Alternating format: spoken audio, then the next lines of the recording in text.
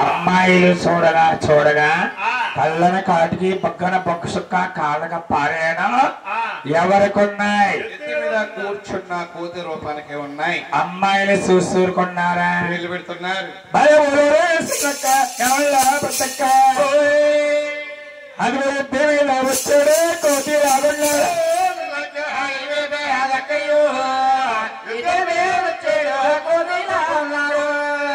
అయ్యో మంగాదేవుని కోతిగా పెళ్లి నీ పెళ్లి పడాకలవ్వా చందమవ్వా నీకా పెళ్లి నీ చమ్మలాగా వచ్చిన అమ్మాయిలకి ఆయన నచ్చలేదండి. మూతులు తిప్పేశారు. తిప్పేసి ఊరుకున్నారా? ద్వారకాపట్నం వెళ్ళారు. గంగాదేవి తండ్రి గారితో అంటున్నారు ఈ అమ్మాయిలు, ఏమయ్యా ఆలమాదారి కూడా నీ అల్లుడిని చూసేవా చూడలేదా? ఈనాడు మేము వెళ్ళేము కల్లారా చూసేము ఆయన్ని. అతను ఎద్దు మీద వచ్చాడు. స్వచ్ఛంగా కోతిలా ఉన్నాడయ్యా. నీ పన్నంటే మంగాదేవిని తీసుకెళ్లి ఆ పరమ కోతికి నువ్వు ఎలా చేస్తావయ్యా పెళ్లి అన్నారు అమ్మాయిలు. విన్నాడు ఆ మాట మంగాదేవి తండ్రి. ఏమిటి నా అల్లుడు గారి కోత? కాదు కాదు, ఇదే దగ్గర సంబంధం. నాకు తగిన మేనరికం. కొంతమంది చెప్తారు, కొంతమంది నచ్చగా చెబుతారు. అల్లుడు గారిని మనమే చూడాలని. మంగాదేవి తండ్రి గారు బయలుదేరి వస్తా ఉన్నారు ఏడుగొండ వారిని చూడటానికి. స్వామి ఎద్దు మీద కూర్చున్నారు. వచ్చే మేనమామని చూసాడు. మావయ్య నీకు కూడా అనుమానం వచ్చిందా? అమ్మాయిల మాటలు విని నువ్వు నన్ను చూడటానికి వస్తున్నావా మావయ్య అని మళ్ళా ఈ స్వామి అవతారం మారారట. ఎలాగా మారుతున్నారు? బాబల మనిషి అమ్మాలో మెరిసేనా ముచ్చట్లన్నీ తీరేనా కాలంబా తీరిందా కొడలప్పాలో మెరిసమ్మాలో మెరిసేను ముచ్చట్లో తీరేను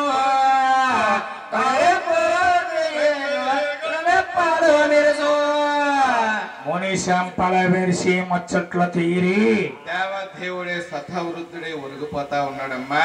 ముసలవాడైపోయారు. అవును, స్వామి ఎత్తి మీద కూర్చుని వణికిపోతా ఉన్నాడు. చూసాడు మంగాదేవి తండ్రి. ఎవరయ్యా ఆయన అన్నారు. ఆయనే నీ కాబోయే అల్లుడు, మంగాదేవి కాబోయే భర్త ఆయనే అన్నారు. నిజముగా నిన్న ముసలవాడు అనుకున్నాడు. అయ్యో గోవిందరాజు ఎంత మోసం చేసేవయ్యా. 6 మేనల్లో రాజస్వాప రాజుల్లాగా ఉన్నానే. 7వాడు ఎంతో అందగాడు అనుకున్నాను, కానీ కోతిని నేను అనుకోలేదే. నా 12 కుమార్తెని తీసుకెళ్లి ముసలివాడికి ఇచ్చి నేను పెళ్లి చెయ్యాలా? ఈ పెళ్లి జరగడానికి వీలు లేదు. ఏదో వంక తెచ్చి పెళ్లి ఆపేయాలి. అలాగని మంగాదేవి తండ్రి గారు వెళ్ళి గోవిందరాజుతో అంటున్నారు. ఏమంటున్నారు?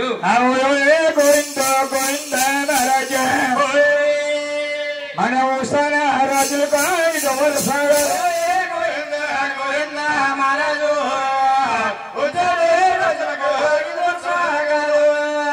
మన సాటి రాజులకి మర్యాద కానే కదయ్యా. మీకు పల్లకీలో లేకపోతే చిలుక చేత నా కూర పంపిస్తే 2 పల్లకి నేనే పంపింది కదా మీకు. లోకానికి దేవుళ్ళు అనిపించుకుని యుద్ధమే తల్లొస్తే నాకు అత్తాక్షేపణ, నాకెంత గౌరవం. మీకైన ఖర్చు నాకైన ఖర్చు. నేను పెళ్లి చేయను. ఎక్కడికి దగ్గరగా తెలుపు పర్లేదు. తెలియమంటున్నారా? చూశారమ్మా, అల్లుడు ముసలివాడని అనకుండా ఏ వంక లేక మంగాదేవి తండ్రి పల్లకి వంక పెట్టుకున్నాడు. ఆ సల్తాయి గోవిందరాజు గారు అన్నారు, ఓహో మావయ్య, నీ మనసు నేను గ్రహించేది. అల్లుడు గారు పోలేదు అంటే మీ అల్లుడు గారిని చూడలేదా అంటారేమో అని చెప్పి అలాగని పల్లకి వంక పట్టుకున్నావా అని తమ్ముడు చేసిన లోటే అన్నయ్య అదే విధంగా సర్దిద్దుకుంటున్నాడు.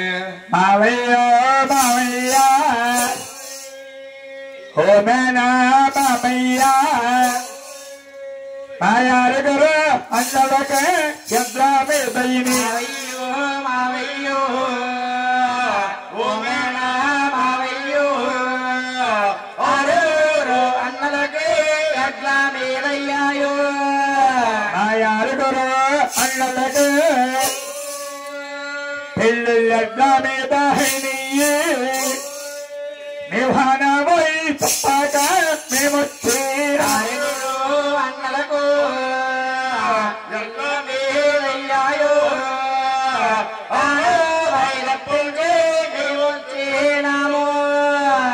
మావయ్య ఆనమయ తప్పకుండా నా తమ్ముడి యుద్ధ మీద తల్లొచ్చాడు గాని మాకే ఉన్నాయి మావయ్య 1,00,000 పల్లకీలు అన్నారు గోవిందరాజు. అప్పుడే ఈలాగా వశిష్ఠుల వారు వచ్చారు. కైకిలి ఇచ్చాడు. ఆయన అన్నారు, ఏమన్నారు? ఏమయ్యా అలమాదారికుడా, నువ్వు చిన్నవాడివైనా ఏమిటి? నీ అల్లుడు గారంటే ఎవరనుకున్నావు? 7 కొళ్ళవారంటే అడుగు వేస్తావుతారు, అడుగు తీస్తావుతారం. వెళ్ళు వెళ్ళు ముహూర్తం దాటిపోతుంది. నీ అల్లుడైన 7 కొళ్ళవారు అందాలు నువ్వు చూడాలంటే ఆనాగా ఊరేగింపులో చూసుకుంది గాని రాజ్య వీధిలో ఊరేగింపులో చూద్దే గాని వెళ్ళి పెళ్లి తంతులు కాని అన్నాడు వశిష్ఠుల వారు. ఆ మాటలు విన్నాడమ్మా మంగాదేవి తండ్రి గారు. అయ్యో మా వశిష్ఠుల వారు కొలవూరు గారు అల్లుడు గారికి నమస్కరించారు అంటే ఆయన చెప్పే వరకు కూడా నీ మహిమ ఏమిటో నాకు తెలియలేదయ్యా స్వామి అని వశిష్ఠుల వారు చెప్పగా మంగాదేవి తండ్రి గారు అల్లుడు గారికి నమస్కరించి వెనకెళ్ళిపోయి, స్వామి నీ మహిమ నాకు తెలియక నిన్ను ముసలివాడు అనుకున్నాను, నా తప్పు క్షమించు స్వామి.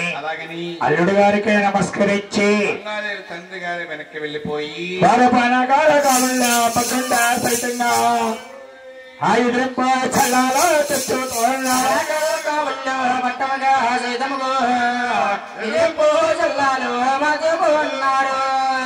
వారిసల్లా వీరిసల్లా తీసుకుని ఆ పెద్దల ఈ పెద్దల యాకమయ్యి స్వామివారికి ముత్యాల పల్లకి తీసుకువచ్చారు. ఎద్దు దగ్గర పల్లకి తిప్పి ఎద్దు చుట్టూ ముమ్మారు తిరిగి దేవతలు గంధర్వులు మునీశ్వరులు స్వామిని వేడుకున్నారు. ఎద్దు మీద కూర్చున్న 7 కొళ్ళ వారినే వేడుకుంటున్నారు. దేవదేవ శ్రీనివాస తండ్రి, ఇప్పటి వరకు నువ్వు కూతురు రూపంలో ఉన్నా చెల్లిపోయింది, ముసలివాడుగా ఉన్నా చెల్లిపోయింది, ఎన్నైతే రూపాలు ఉన్నాయి అన్ని రూపాలు ఛాలెంజ్ చేసి నిన్ను నిజస్వరూపం చూపించవా తండ్రి అని దేవతలు గంధర్వులు మునేశ్వరులు స్వామిని దండం పెట్టారు. అప్పటి వరకు స్వామి ముసలివాడిగా ఉండి తర్వాత అవతారం ఏ విధంగా మారుతున్నారే? 4 చేతులు చెక్కు చక్కన ఒళ్ళల బంగారం ద్రయం 4 నక్షత్రం బొడ్ని పన్నారి అరికాలు తామరపత్నంతో యథావిధిగా స్వామి విశ్వరూపం చూపించాడు. స్వామి కోడి చూచులు కాంతి కలిగి పల్లకిలో కూర్చుని ఉన్నారు. స్వామి పల్లకి ఎవరెత్తుకున్నారు? నంబులు ఎత్తుకున్నారు. సికున్న వారిని నంబులు అంటారు. దేవస్థానంలో స్వామికి నైవేద్యం చెల్లించాలన్నా, అలంకరణ చేయాలన్నా, నిత్య పూజలు చేయాలన్నా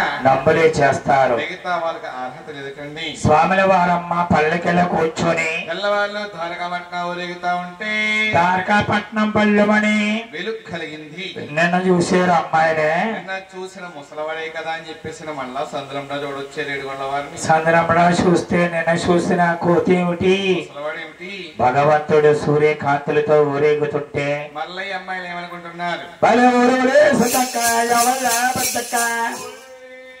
నిన్న చూసిన కోతి ఈ రాజు కాదు,